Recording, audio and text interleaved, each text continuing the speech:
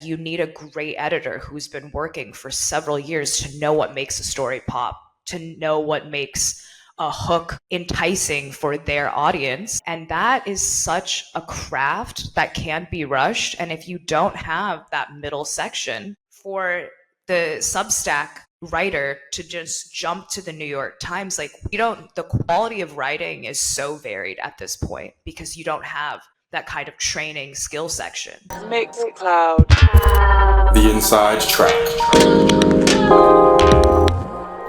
All right. Welcome, everybody, to the very third edition of The Inside Track. I'm joined with our guest this time, Whitney Wei. Whitney, it's a pleasure to have you. Really great to have you on the podcast. Thank you so much. I am honored to be here. Thank you for the invite. Yeah. And so Whitney did a lot of research on kind of your background, and you're a writer, an editor, an artist, a visual artist, is that right? A creative consultant, and you're the former editor-in-chief at Resident Advisor and Electronics Beats. Did I get everything right? That is correct, yes. Yeah. Well, I'd love to start by asking you just a little bit about your background and where you grew up. And I'd love to hear from people their own kind of personal stories of how they first discovered music and how they fell in love with music. Yes. So I think that maybe my background is a little unconventional, but I feel as though everyone probably thinks that about themselves. I grew up, so I was born in Louisiana, but kind of ping-ponged between Taiwan and the United States, and then eventually grew up in Maine. Definitely not a place that's known for its music culture, but I think that thankfully during like the era of the internet and chat rooms, and also the era of blogs and music discovery, it was very rich at that time. So I was able to dive into a lot of music discovery by myself. And I remember my friend group at the time was very invested in electronic music. I think a couple of my friends had already downloaded Fruity Loops or other kind of music production. And because they were in the gaming community, like these huge World of Warcraft heads, obviously video games and electronic music has such like a rich dynamic history of being hand in hand.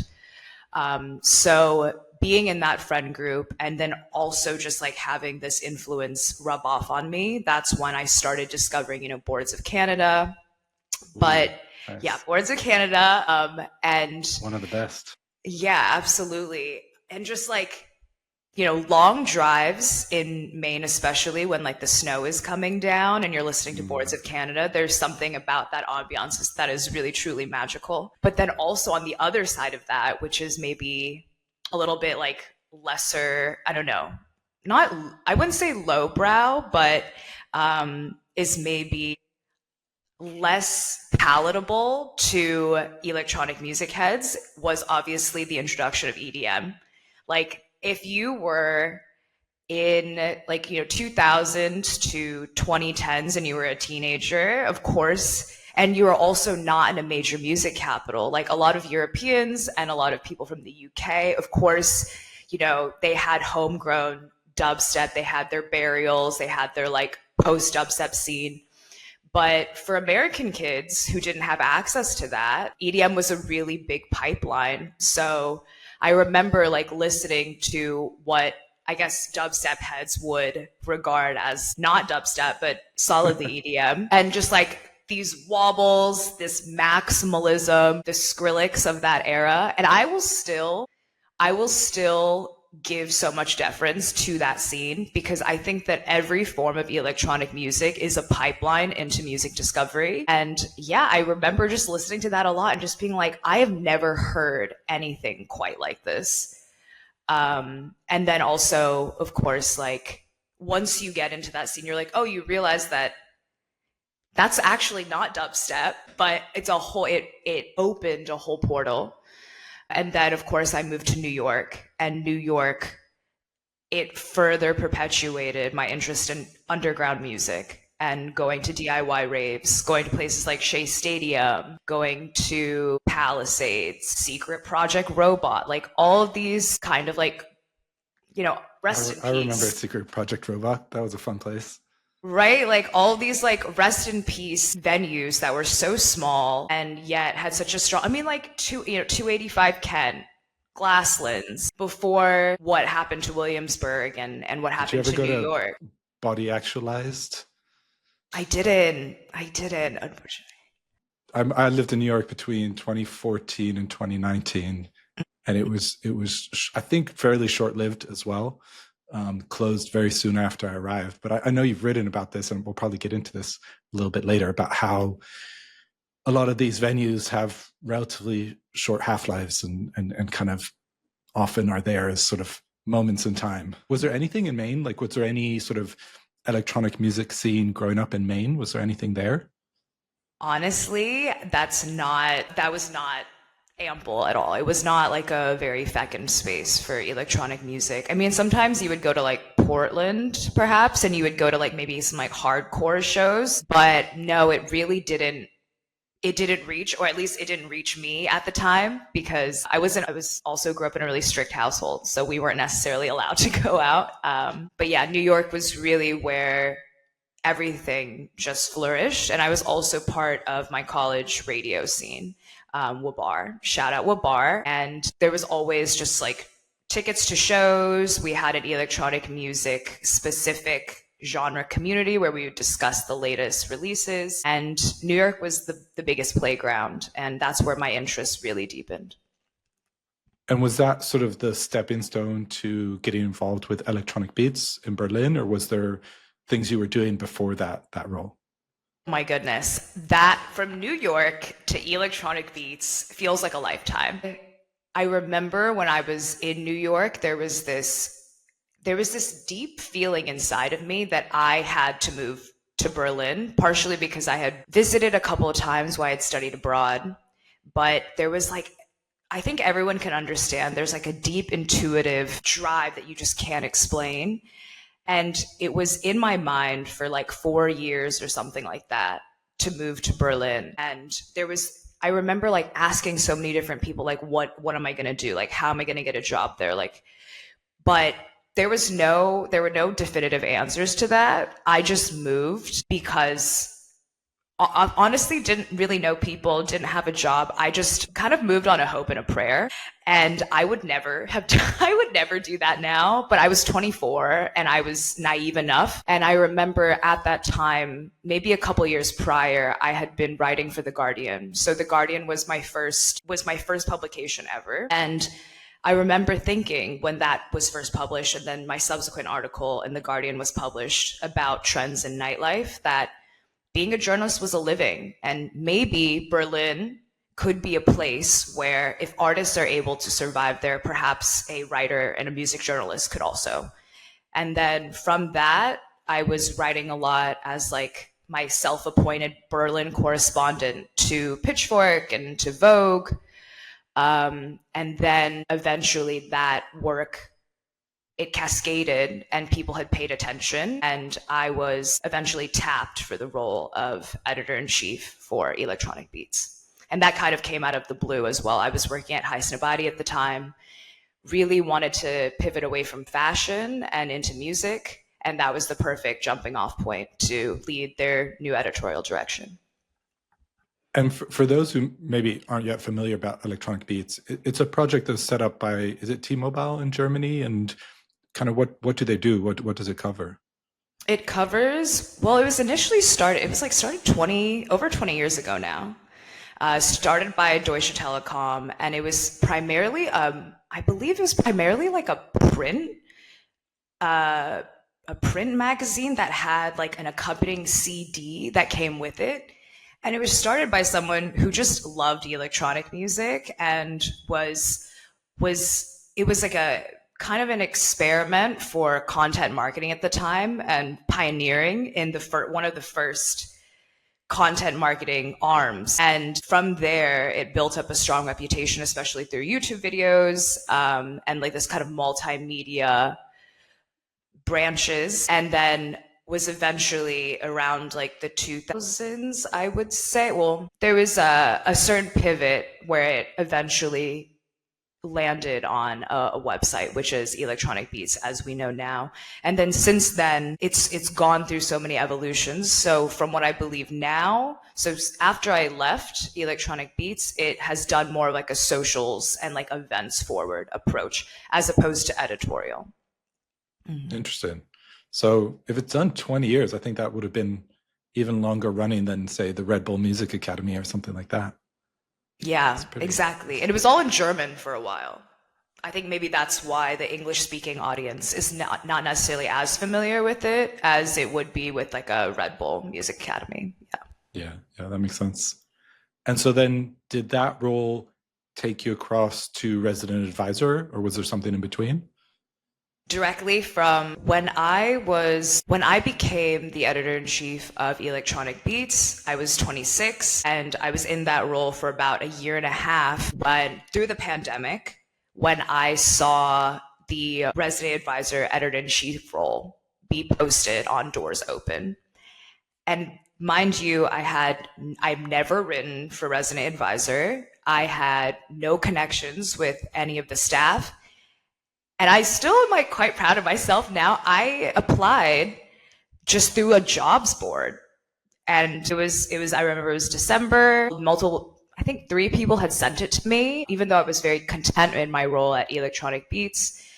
I believe that if there's 2 people, that if there's like a coincidence, you should lean into that coincidence.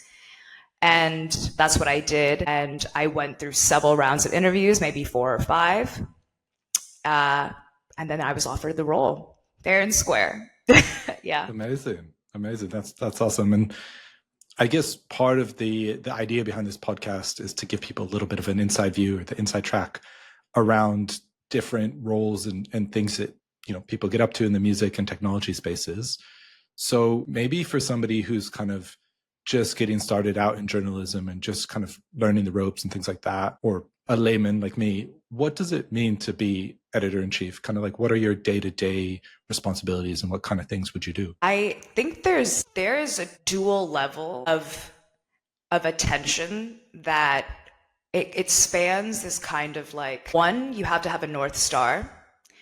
So you have to have this idea of strategy and long-term growth and a general theme that you need to keep your eye on at all times. How does every single micro decision align with what your vision is overall? And if it doesn't, that's when you veto these decisions or you make other choices. And then on a micro level, you have a very root series of meetings. You always have an editorial meeting. There's always there's also micro staff meetings. So if you have a news team, if you have a reviews team, if you have a features team, you have weekly meetings around those. And there's constant organization. So you have also an editorial calendar and an editorial boards. It's a job that is incredibly granular and then an incredibly macro at the same time. You're constantly looking for writers and interesting writers that you can bring on board. You're constantly thinking of the next story or the next trend or the next theme or the next festival, the next up-and-coming act that you should be covering without neglecting, of course, the pioneers and the actual history that should always be retold time and time again to remind people of the basic foundations and the values of electronic music as well.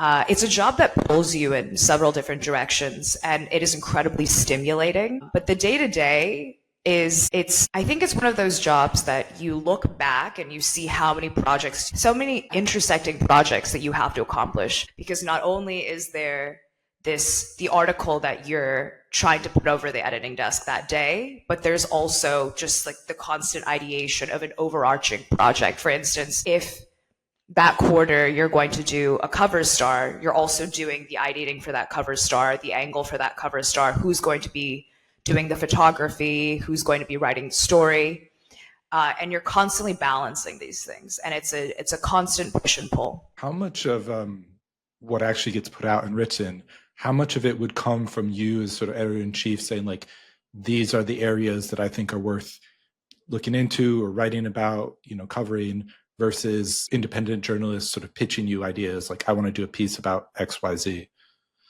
I don't think you could put a percentage on it. I think commissions can be quite difficult because when you have a specific idea, you need to find the perfect person who has that perspective and who's also interested in that idea. And that can be a very rare intersection to hit. Whereas if you have all these ideas that are also like funneled in, I think you're able to kind of keep abreast various trends, and that person is clearly confident enough to bring that story forward and is excited enough to tell it. Um, but at the same time, you're working with staff writers as well, so you can assign them certain stories. But you also have to just know their background too. You can't push this agenda. There are several stories that I have been so interested in, which probably means that I should have written it myself. But you just don't necessarily have enough time in order to do the research that it needs. So then that's when there's a lot of stories that I haven't been able to assign for that reason. So it's a huge medley. So what I'm hearing is like you wouldn't give the UK dubstep purist the story to go and cover like the West Coast bass scene or something like that. You have to find the right person for the right story. Exactly. Their background really matters because that's what makes a story come alive, is the fact that that person really identifies with the protagonist, with this scene, with this trend, and wants to put in the work and the research in order to bring it to the masses. And I feel like that kind of energy that's imbued into the story, it does carry. And that can't be discounted. But not only that, that writer has to be really skilled. Having skilled writers, especially now, I'm not going to say it's a rarity, but I do think that the art of writing is something that really needs to be cultivated, that also needs excellent editors, and it takes time to do that. So there's a lot of people who are also very interested in music journalism, but they essentially would need to be trained in like smaller formats, like a review that's a little bit shorter, before they can dive into the meatier features and the opinion pieces. So when you look back over kind of all of the years that you've worked either as a writer, journalist, or editor, and you think about how things are changing, obviously we have, a lot of developments in AI right now. We have a lot of companies that are actually pulling back from editorial. There's funding cuts and things like that. What are the kind of major themes that you're seeing across music journalism as a kind of profession? My goodness, that question is so incredibly loaded because we could do a whole podcast just on that. Yeah, from the 2010s to 2020, that decade, you saw the loss of Thump by Vice. Okay, so all these like electronic music, very specific blogs and verticals. Okay, so Thump by Vice, Fact, Accelerator. And then recently you saw the dissolution of Bandcamp Daily. Then you had the dissolution of Pitchfork. Yes, yeah. Being kind of skirted into GQ. Electronic Beats is also no longer publishing editorial, but is mostly pivoting into socials and video. The trend, that is just a specific part of our industry. But then if you step back and you see the fact that there's a lot of local newspapers all around the United States and probably around the world that are also getting defunded as well because no one's really reading them. The circulation is extremely low. I was reading this opinion piece by Ezra Klein following Pitchfork's eventual evolution, and he was saying that it's either you have your Washington Posts or your New York Times, very big, very well established newspapers that are incredibly mainstream, yes, but then they're able to kind of like ride the tide because their subscriber base is so strong and they have there's so much backing and so much investment and then all these other verticals that are able to prop it into a profitable business. And then you have very, very small Substacks where you have, maybe an audience of 5,000 people, but you charge them, $80 a year or something like that. You either see very niche or very mainstream publications. And this is kind of this binary that we're being pulled into right now.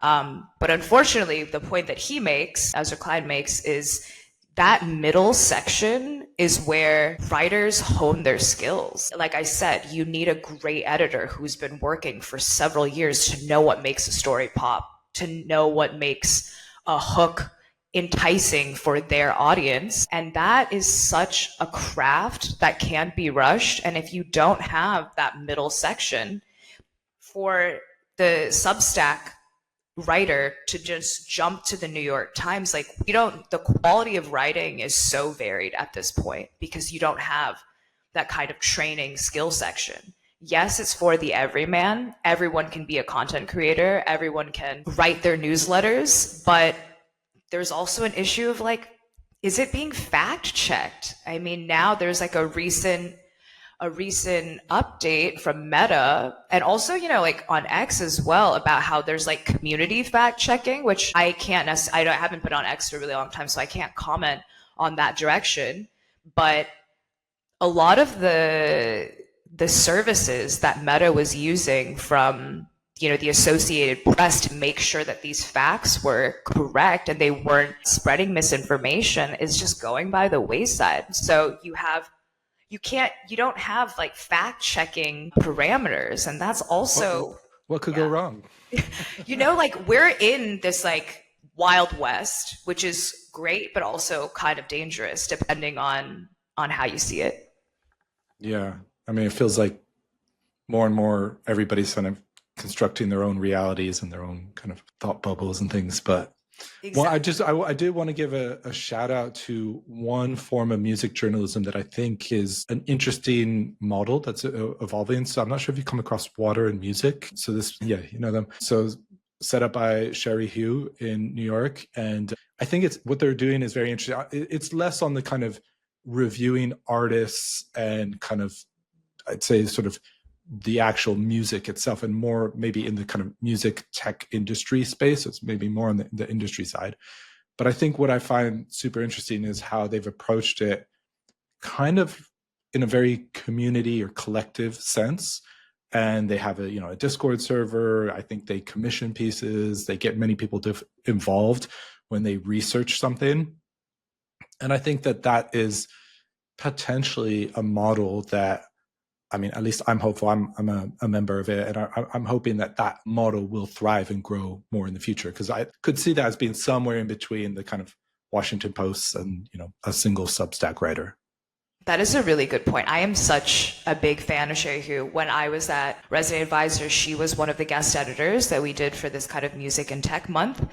And yeah, she really pioneered this kind of platform for herself. And she was telling me the process behind it. So they go on these sprints where they collect a lot of interesting topics from the community. So it's like very community oriented in that way, as you said. They're collecting all these topics. They already have like a very strong roster of writers who are not just in like the music space, but of course they're in this technology. They're like professors, they're like highly skilled and highly specialized as well.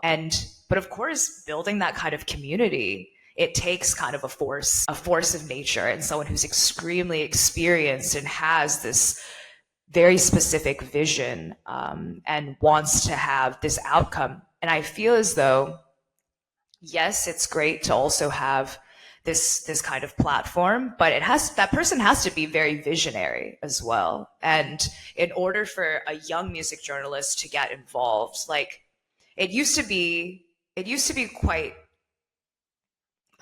simple. You pitch and you field editors over and over again, and then you continue to be a contributor. And now it feels like, you have to join a Discord, you have to start your own Substack. It almost feels a little bit more, I don't know, you have to like pull yourself on your bootstraps more. It's like more like self-initiated, which I'm not speaking down on either, but it's evolved so much, I will say, from when I started. Yeah. So shifting gears a little bit, I wanted to ask what you're working on now. I know you talked about a book when we were conversing over email. Can you tell us a little bit more about that? Yes. So I guess the pitch would be a coming-of-age novel set against the backdrop of Berlin's club scene. And this novel that I had been working on for the past year, I have completed it and I'm currently in the editing process. It's something that I'm keeping very close to me and I'm very protective over it. I'm telling people that I'm writing this novel, but the excerpts have yet to be distributed. I'm really protective because as your first pivot into a new project, I'm very meticulous about what I want it to look like and the caliber of quality that I'm comfortable with before I put it out. And I honestly I'd been thinking a lot about this book, especially when I was at Resonate Advisor, but even before, since I'm 31 now, but I've been thinking about it since I was, 26, 27.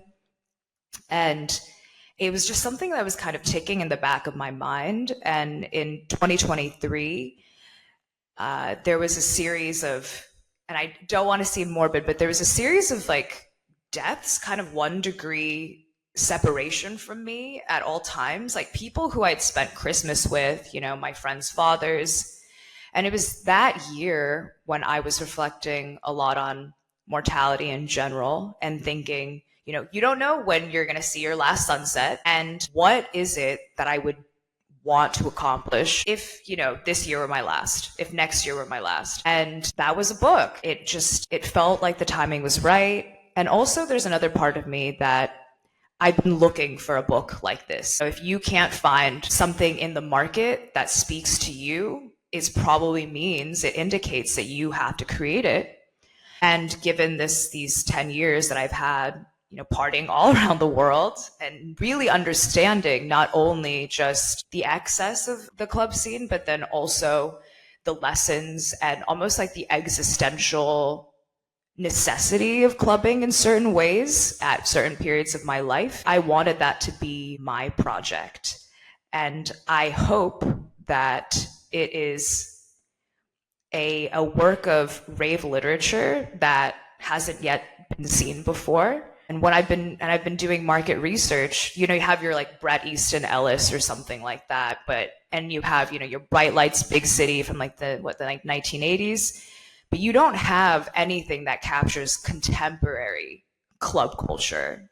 No one, yes, there's certain books that kind of brush against the Berlin techno scene or what have you. A lot of these books are usually nonfiction too, but rave literature is something that I feel as though is something that's yet to be created. And I would love to have a chance at that, of course. Yeah, I think you might be coining a term there. I like it. Rave literature. So it'll be a fiction? Yes, it'll be fiction. Yeah. Amazing. But sort of drawn from your experiences and kind of lifetime in various different cities and different clubs. Specifically Berlin, though. Berlin, yeah. Berlin, the culture here is so specific. I always like to tell people, so everyone always talks about Berlin as seasons because there's, like people say, it's a transient city. But what people don't understand about it being a transient city is that you go through so much like kind of metaphorical or like not figurative death and rebirth. So you're always like, there's always these cycles where you shed a friend group or, you have a career change, but it seems like the ground falls away from you in Berlin more so than any other city. You lose all your friends because they all move away, or something happens where like, you're scrambling for housing or something. Like the floor in Berlin always falls away from you. And when that floor falls away from you, that's when you decide, am I going to go home? Like, is this it for me? But if you continue to push through, you're a phoenix. And I like to believe that I've had several lifetimes in this city to get me to the kind of level where I am now, where I look back and I just think, wow, I was so young, I was so naive, I was really reckless, but I've lived, You've lived through a few Berlin winters then, it sounds like. Oh my God, so many Berlin winters. But I like to tell people this, and maybe it's an unpopular opinion, but if you can be happy during Berlin winter and you can find simplicity and contentment and stillness in Berlin winter, then you are equipped to do anything. Yeah. I don't think I've ever lived. I've lived through New York winters, so I don't know. How do they compare? That's not the same. Berlin, when there's no sun, there is no. My plants in my house are dying because they don't have access to photosynthesis. New York, you will have. I remember so many instances in New York where you look outside and you're like, the sky is so open and blue and limitless, and you go outside and it's the coldest wind. Like the wind chill is insane. But you go outside in Berlin and it is just this monotone gray where it feels like this, like the sky is like those office tile ceilings that are gray and like really low. It's exactly, you feel like you can just touch it because it's so low against you, and that it does wreck your psyche in some kind of way, but you kind of have to think about it as absurdity. I guess avoid what's it called, seasonal depression. Yeah. I wanted to ask a little bit about then kind of you've lived in New York, Berlin. I know you've written articles about the nightlife scene in Shanghai, other cities. I was curious, kind of what do you see as kind of similarities across these different places, and maybe what are some idiosyncrasies of, say, Berlin, which you know very well. I can probably speak the most about Taipei, New York, and Berlin, so I'll make those comparisons. The biggest thing that I think is the difference between New York and Berlin is the fact that New York, when you go out, there is like a crescendo of energy when you go out because it's not all hours. So there's a point, especially in the music scenes that I was part of as well, kind of, early club, like 2010s club music, like a lot of Jersey club and Dembo rhythms and a lot of I guess global club beats as well. You go to these nights and there's a way that everyone just knows that the peak time, they're going to give everything on peak time between 3 or 2, 1 to 3. Everyone is going to be dancing up and down, jumping up and down. It's the whole, you can feel the sweat on the walls. It's just radiating. The energy is radiating off of them. And then it ends. And then you just go, you either go to the afters or you go home, but it ends by 6 a.m. or something like that. So you have these really crazy spikes. In Berlin, it doesn't ever end. So it's a marathon. It's not a sprint. In Berlin, you just keep going. You conserve your energy, which is very specific to the kind of music that's popular here, obviously, like house and techno, where it just goes for days. And because you have to conserve your energy and you have to maintain your wherewithal, you're not going to have these ultimate, very specific bursts of euphoria where you get very close and in specific contact with a lot of people in your club community. And it's funny because when I look back on my time in New York and the people that I was clubbing with and maybe in Palisades around the 2010s, all those people, I still consider them kind of a distant club family. I don't necessarily feel that way in Berlin because Berlin club culture is the main culture. So everyone, goes to their various scenes. They all, have their favorite clubs, but it's the contemporary mainstream culture. And in New York, because it's small, because it's tight knit, people really look out for each other and there's more sense of familiarity. So that is some key differences between New York and Berlin that I've observed. I can't speak on New York now because I haven't been there for 8 years now, but that was what I observed before I left in 2017. And then in Taipei, also extremely tight knit. And I think that one could be, so New York clubs and there's a lot of zoning involved. So New York clubs are always at the fringes. And I wrote about this in one of my articles. It's always at the fringes because that is not the priority in New York. It's very much a financial capital, very technological capital that prioritizes other kinds of art and industry.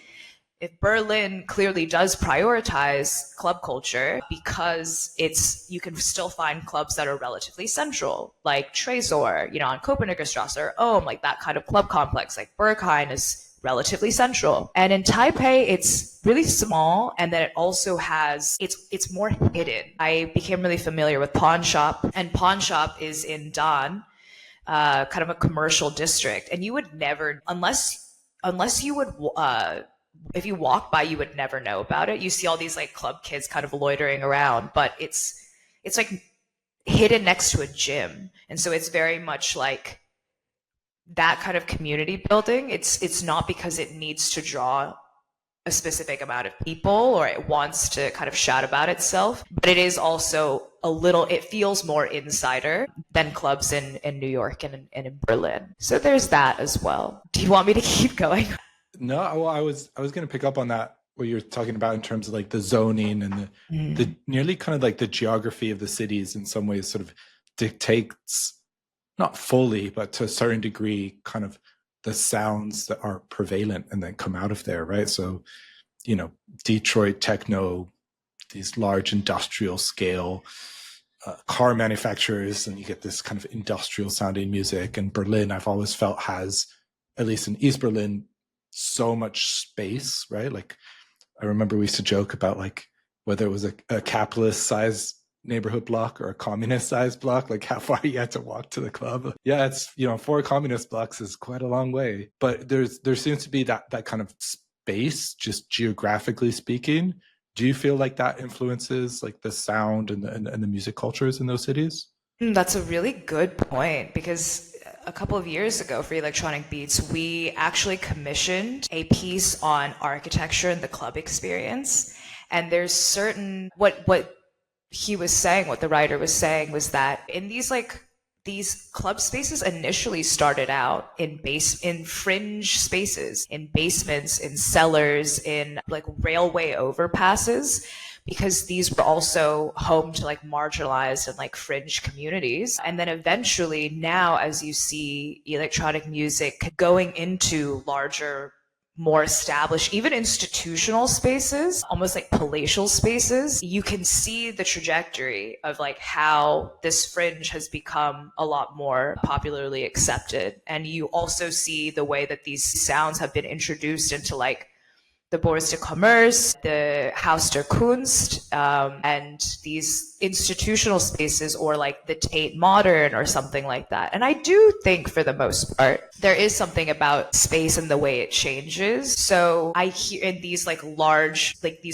institutional, almost like palatial spaces, there's a strong mix recently that I've noticed of like contemporary classical with electronic music and like sound art and sound installations. So adhering what was something that was slightly marginalized with something that's probably perceived as like more highbrow, or something that is more palatable to traditional music forms that would exist in those spaces. In these basement venues, I mean, I think about, my example will always relate to early 2000s dubstep that were developed in these like small basements, or or club music, and like these kind of like regional club sounds that found a footing there. And sometimes that's kind of as they prevail, I think that these small spaces also reflect kind of like the smaller scenes that are attributed to them. So that's just like a bit of what I think. I remember somebody telling me a story about, I think it was the original Trésor, was a old bank that used to exist between East and West Berlin, kind of in the no man's land or something between the wall. And after 1989 and the wall fell, that no man's land was essentially kind of like somewhat lawless. And they used to have parties in this abandoned bank that would last days or even weeks. And it was just kind of a very, very unique moment in time and in space. Yeah, I was in Mitte, I think. You definitely need to fact check me on this, but I think Trésor, yeah, it was like an old, because it was talking about like a bank vault, but I thought it was like in a department store on something like in what is now like a rather not affluent, but like quite commercial area in Mitte now, before they moved in there. And I think they're renting this space at Koperneggerstrasse. So yeah. Okay. Well, I guess we got to do our own research and find out if what we're saying is true. But I do remember that I think it was Resident Advisor did quite an extensive article around New York's gentrification scene, and actually I think covered Mr. Saturday, Mr. Sundays, the party series there. And there was a time I remember when they were based in Industry City, which for those who don't know is kind of southern bit on the west side of Brooklyn, quite far away. Like Gowanus, like near the Gowanus Canal? Yeah, not too far. I think even maybe a little bit farther south. And now they have their own space nowadays, kind of out towards Queens, towards Ridgewood, more or less. But this article, I can't actually remember who it's by off the top of my head, but it went into quite a lot of detail around this kind of cycle that you see in quite a few cities around developers and zoning laws and sort of certain areas being zoned in such a way that actually initially they encourage these art scenes, these club music scenes, people to move to these areas. And then after they are quote unquote cool, then they sort of hike up the rental prices and eventually people just get pushed out to the next area. So is that something that you kind of have come across? Do you think that this is something that is somewhat inevitable, or have you seen maybe in Berlin it's slightly different? I wrote my entire college thesis actually on gentrification and zoning and this pattern of clubs being spread out. And that was the basis of my Guardian article that I published on gentrification but refitted for 2010's New York and Brooklyn. And then I remember that Resident Advisor article also came out. And I was quoted as like journalist Whitney Wei. It was the first time that anyone had ever referred to me as a journalist, and I was over the moon. But yeah, what you're referring to of this phenomenon of encouraging creatives to come before that they're offset by young professionals who then price them out is like this I believe was written about by Richard Florida when he talks about the creative class and gentrification that happens in a city because of the creative class as well. And I do see it in New York.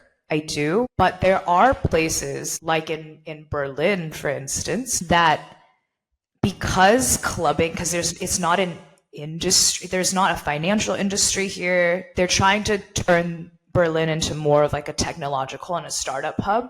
But that was relatively recent, and a lot of the people here are very resistant to places like Google or Amazon coming in, to a point where they'll like shackle themselves to trees and they'll protest adamantly that they don't want this presence in their neighborhood, which I rate, and I really appreciate European protest culture for that reason. That is something that's not, I'm only seeing this kind of precipice or this kind of pivotal point in Berlin right now that Watergate is closed, now that Trauma Bar in Kino is closed. I believe Renata is closing, and there's this looming question of whether there's this, the Autobahn overpass, the A100, is going to go through a club complex that is, I believe, in Kreuzberg. So we're seeing this inflection point where all these clubs are closing, but we don't know what the next step is really going to be. New York, of course, it's very far gone. New York never prioritized club culture, especially post-Giuliani era. That's when the zoning laws really changed because of his belief that if there was like broken windows policy, cleaning up Times Square, criminalizing certain activity, that is a really drastic evolution. In Berlin now, because it is relatively socialist, there's a rich history of squatters' rights, like tenants' rights. I don't know if it's going to go there, but of course you see it, and a lot of people are talking about now that Watergate's gone, which was very central and a very prominent location. What is the future going to look like? And I don't want to catastrophize, but I always think about this thesis that I put in, like, clubs are going to go further and further into the perimeter. But I have hope because of the Berlin Club Commission. I try to be optimistic, but I also know that the cultural budget was slashed 12 to 13%, which is incredibly devastating for a lot of these grassroots organizations. And I should hope that because of the work of the Club Commission and the Cultural Senate, that there's going to be a solution because Berlin clubs have created this city and this exciting hub for so many creative individuals who were attracted to this place because of the rich tapestry of cultural offerings that exists, and that should not be taken away. I don't know much about anything about the Berlin Club Commission. Can you enlighten us and share a little bit more? Like, what do they do? What it's about? Well, I was a jury board member a couple of years ago, in 2022, I want to say, and the Berlin Club Commission. So my entry into like participation with the Berlin Club Commission is it's essentially like a non-governmental organization that advocates for the funding and the rights and the protections of Berlin's club scene. And that could include, and when I was getting involved as a jury member, they every single year, I don't really know how this is going to exist in the new year with the budget cuts, but they distribute $10,000 clubs and collectives around Berlin to realize a project. And so there's this day of club culture, Tag der Clubkultur, and it's in October, I believe. They have this awards ceremony where they hand out this funding to all these awardees. And then you celebrate by going all around, and you can see these various places putting on live events or record digging or ambient sets or like a boat cruise or something like that, like little parties all around the city where you celebrate the fact that Berlin is known for its club scene and its electronic music, and to really celebrate that. So that was one branch that I can explain pretty well because I was involved in it.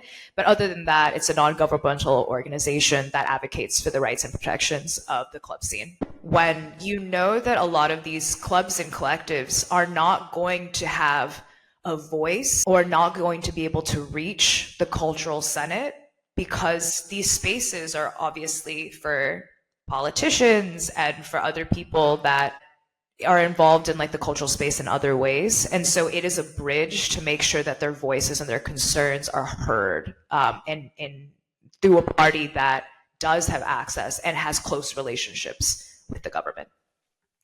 It's interesting because I know in Amsterdam, they have I know in London, it's called a nightlife czar. I think they have the same job title in Amsterdam as well. But I know that in Amsterdam, it is another city similar to Berlin, where there is a kind of it seems like there is a recognition that there is a lot of value to this culture, this musical culture that people travel to the city to experience, right? And so I know that it's been well received, and that job role is something that's seen as important for the city. That said, I know in London, the mayor's office also appointed a nightlife czar.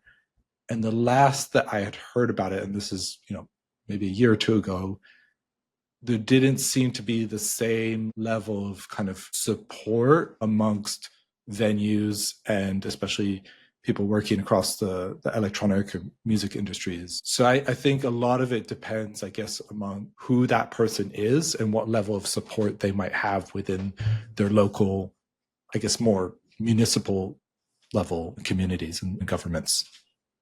Yeah, it's difficult because I know that for the nightlife czar in London, it feels like London is incredibly, this is not to say that other cities are not incredibly varied, but you have someone who's appointed as like the nightlife czar, but in London there's also like cabarets and there's like theater, like nightlife is so varied, and in Berlin it kind of feels like it's like a little bit different. It sits a little bit more cohesively than I feel like sometimes, like in London's also huge. It's like, so I would argue it's probably more diverse than Berlin. And if you have someone who comes from a different nightlife scene, who doesn't really understand maybe the electronic music contours of that specific city, it can be really hard to socialize them to understand certain cultural codes or certain concerns that this community might have. And yeah, it's like, it's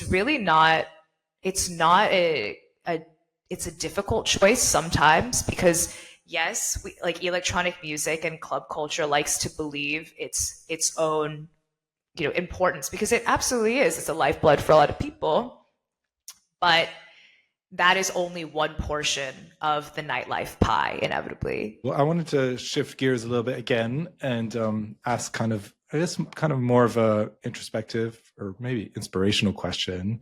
That'd be a fun one to ask is, if you could time travel to any moment in time and any location, where would you go to? That's a difficult question sometimes, because I do think that right now, if you asked anyone, especially someone who's queer or like a person of color, if where they would they'd probably say like right now, because after the 2010s, I want to say like, the era of like Disc Woman and Nafi and Non and all these people that put in a lot of work into making their specific scenes known and also pushing the stories of people of color and of women, that is now the norm. Like, I feel like during that era, and then also maybe into, that kind of decade was when you saw all these like articles in music publications that were like introducing like this queer or like this non-binary collective who they're trying to disrupt like the male-dominated music industry. And you really don't see that kind of angling anymore, because that is now, that representation and that diversity is what is expected, and those diverse voices are to be expected. But that wasn't the case pre-pandemic, like 2010s. Like, that decade was very integral for these groups of people to have a voice. And, a lot of people really put in a lot of work, especially on social media, to get that kind of traction, like with Me Too as well. There's just like so much more visibility, and there's so much more cognizance on a lot of abuses in the music industry too. Whenever people ask me like what would I be time traveling or something like that, I don't necessarily think that I would have the same opportunities and the same kind of, like the same opportunities, and also to see myself represented in the music industry as I do now. But at the same time, I will always say, like, thousands to tons dubstep, post-dubstep scene, I would be really curious about Forward and Plastic People, that kind of music, because it was introduced to me when I was, 18, 20.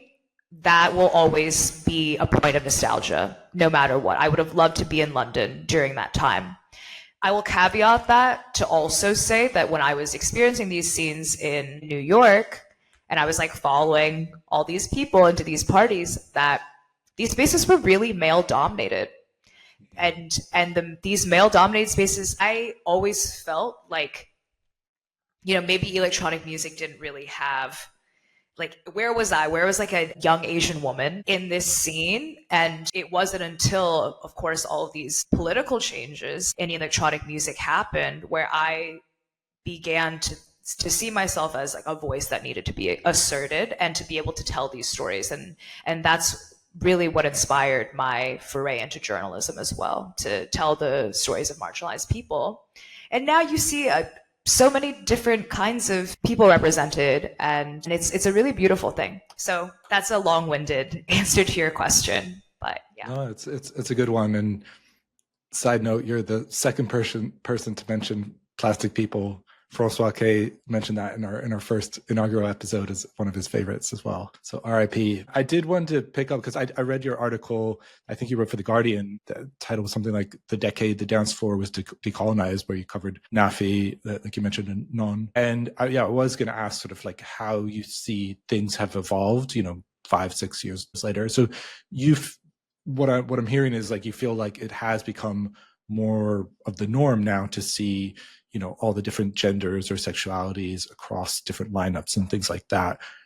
Do you feel like there's still kind of areas where there's work to be done, like still, whether it be kind of geographically speaking or scenes where it is still just a little bit too male dominated and like it needs to kind of open up a little bit more? Recently read this article by a writer named James Goy in Pitchfork, titled "The Chaos of, I think, the Asian Underground." And it was great because it this person who's like a PhD ethnomusicologist at Columbia knows far more about the Pan-Asian scene and also kind of talks about like the controversy of terming something Pan-Asian. But what is going on across, the Philippines, in Taipei, in parts of China, like these incredible club scenes are not getting, I don't believe, and everyone would like to believe that their scene is not getting enough coverage, Post-pandemic, there was a massive upsurge in new collectives, in new parties, and dare I say even new venues. And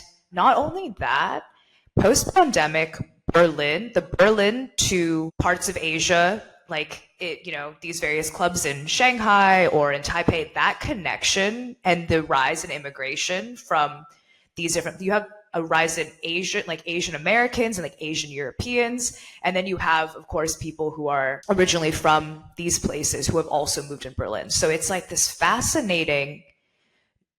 huge revival that was not here when I moved here. I would love to see that covered if you weren't talking about like Berlin specific scenes. All these these club nights that are also like Kuya, for example, is like a listening bar that's like run by a person from the Philippines. And that is like a center for a lot of this like Pan-Asian community. So you see like that going on. You see more Asian specific club nights along with like mahjong nights with like the same people kind of overlapping. And then a lot of these people end up going to Asia during the holiday. Well, during like right now, I guess in January and February, going to like Chengdu, going to Taipei. And because you see so many people, like maybe in your social media feed, going to Taipei, going to these clubs and playing, it has this massive cascading effect where a lot of people in Berlin and a lot of people throughout Europe are just like circulating through these spaces. And I would love to explore that. I think that is a story idea that needs to be explored.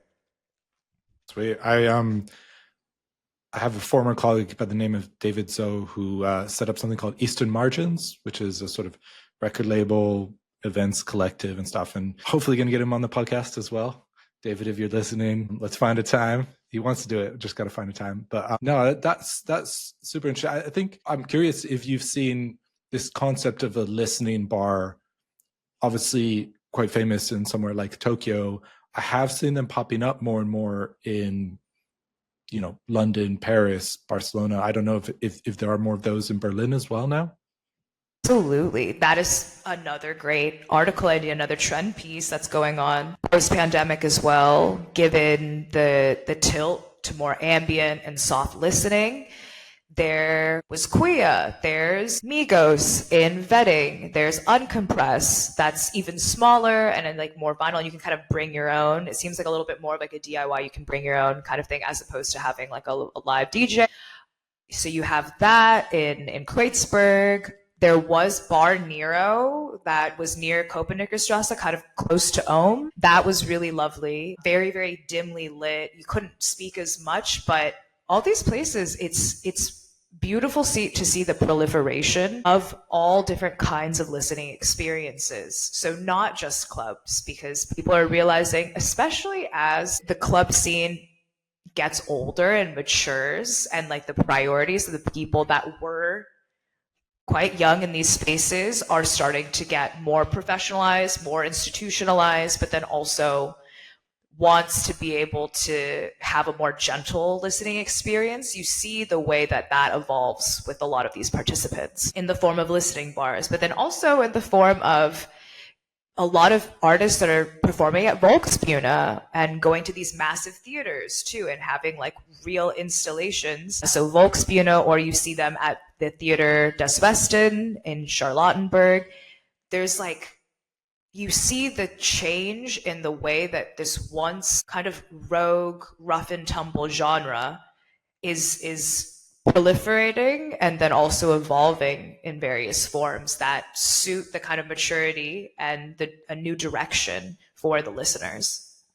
Yeah, no, I definitely have experienced that firsthand. I mean, I think that, everybody loves a good rave, but at certain points in time, it's not, well, maybe for some people it's all weekend and all week, but not for everybody. Mm.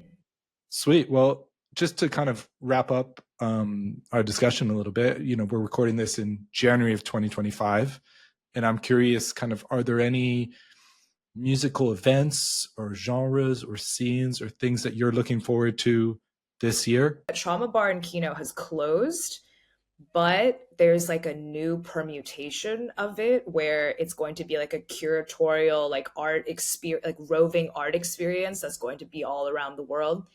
Very, very curious about, because for people who don't know, Trauma Bar in Kino is a place where there was a lot of experimental performances. They were the first people to really provide a space for, like, say like experimental electronic music theater troupe like Asian Dope Boys or something like that. And that, now that that space isn't there, what is the curatorial direction, and what does it mean to be this kind of like amorphous curatorial platform? Like, what is that going to look like? Very curious about that. The last thing, and this is maybe not electronic music related, but I'm going to Taiwan in a month, in less than a month, in February. And every single year when I go, I've gone 3 years now. The first year I went for Organic, which is a little bit out. It's a music festival that's curated by one of the co-founders and owners of Pawn Shop in Taipei. But whenever I go to Taiwan, it's always an amazing reset, and it allows me to come back to Berlin with fresh eyes and engage with the creative community so much more. That I'm looking forward to that. And then lastly, I am so curious about what's going to happen to the Berlin club scene now that the funding has been slashed from 12 to 13%, and all these clubs have closed. We're at a very pivotal point to see, is this something that will be prioritized in the future? Does this spell a drastic change in the Berlin clubbing landscape? I think it remains to be seen, and I think that 2025 is going to be a very definitive year to see what happens. Do you happen to know, is there any relation between Pawn Shop in Taipei and Cake Shop in Seoul? Or is it just coincidental name? No. Pawn Shop and Cake Shop are, I'm sure there's like a lot of DJs that they always include both maybe in their Asia tour, but no, I don't think there's a connection. Just curious, coincidental name. Sweet. All right. Well, I think that wraps up most of the questions I had. The only other thing I was just curious, I've been asking a lot of people recently, is how they think artificial intelligence and AI is going to be interacting with the music industry. And I guess this could kind of speak to music journalism as well as music that's produced and listened to. Yeah, I was curious if you have any thoughts coming from the perspective of somebody who's worked as a journalist, an editor, but also as an artist. I really love this question because I think it gives me an opportunity to really think about the craft of writing and also the craft of music production. And I think the biggest fear that a lot of people have is they're like, our jobs are going to be replaced. I think that people are going to have so many tools that why would they want someone who's like a skilled craftsperson essentially within these two fields to do anything, when you can just type into a certain platform, can you make music like X, Y, and Z? But from my experience, and I also want to caveat this, I don't know the direction and how intelligent AI is going to get. I know that it's probably going to advance by leaps and bounds, but I think that this was a question that was also considered by the Jewish intellectual Walter Benjamin when he wrote Art in the Age of Mechanical Reproduction. So his major question that he was answering is like, what's the point of like art creation, and like what's the importance of a Mona Lisa when you can just make 100 Mona Lisas on a poster and like sell it in the streets? Like, what makes the original so good? And I think that's a kind of like an existential question sometimes when you think about AI. You're like, oh well, what's the point of having a skilled writer or a skilled music producer when you can just essentially mechanically or technologically reproduce the skills of one?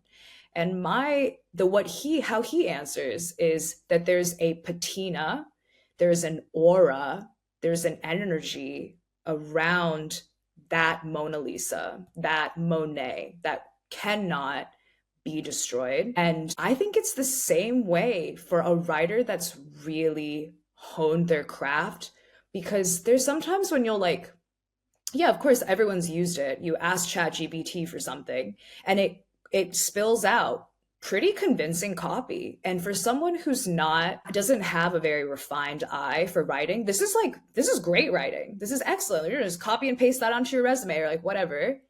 But for a writer who has been honing their skills for 10, 20 years, there's certain arrangements of words that you just wouldn't, it's like it gets a little too contrived, or there's like a lot of massaging that you would need to do. There's certain turns of phrases that I would never use. Like the idea of voice and tone and clarity, that is imbued because of who you are as an individual. And I don't think that aura and that patina from your experience is going to be eroded by an artificial intelligence. Maybe this is not necessarily what's going to happen, because you can just type into a platform like, can you write in the form of, this famous author? But I also like to believe that us as individuals, while we are shaped by the writers that we look up to, we also have an obligation to develop our own unique voices that cannot be replicated. In order to move forward, if you have a lot of these platforms that are referencing historical figures, you don't have that forward momentum. You don't necessarily have the experimental impetus to create new forms of literature and new forms of writing that are going to break certain models, if you know what I mean. So that's my take on AI. And I really like the question because I want to be optimistic about it, because this is not the first time that I think that we as creatives and thinkers have wrestled with the role of technology and these advancements in technology in artistic space. I love it. That was an excellent, very deep answer. I'm going to have to go check out this. Is it a Walter Benjamin book or called Art in the Age of Mechanical Production? Book? Yes, exactly. I'm going to have to go look that up, but a lot of food for thought in that, stuff to marinate on. So thank you so much for joining us, Whitney. I really appreciate it, spending some time with us on the podcast. And yeah, we'll definitely look forward for your book. Do you have a rough idea when it's going to be released or not? Don't know yet. I am not sure. Look out for Temperance. That's the title. So yeah. Well, hopefully when it gets released, we'll put it in the show notes and then people can find it that way. Thank you so much. And I appreciate you inviting me on the podcast. This was such a delight. You're an excellent host. No worries. Well, thank you. Thank you again for joining, and we'll catch you next time. Take care.